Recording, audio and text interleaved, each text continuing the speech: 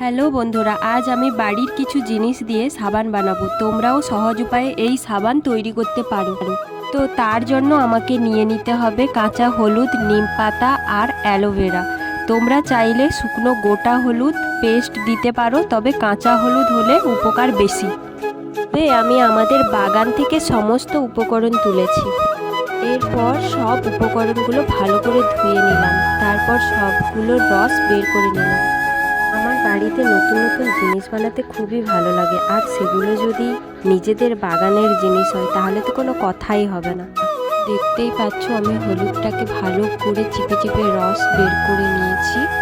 এরপর আমি নিয়ে নেব সব বেশ। তো সব বেশ পুরোটা দেব না, কিছুটা ছোট ছোট করে কেটে নিয়েছি।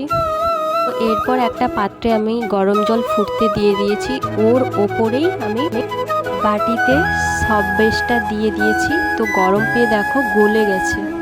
যখন দেখবে পুরোটা গলে এসছে, তখন ওই যে রসটা আছে, সব কিছুর যে রসটা, যেটা কাঁচা হলুদ, নিম পাতা আর অ্যালোভেরা, পুরোটা দিয়ে আবার নাড়াতে থাকবে।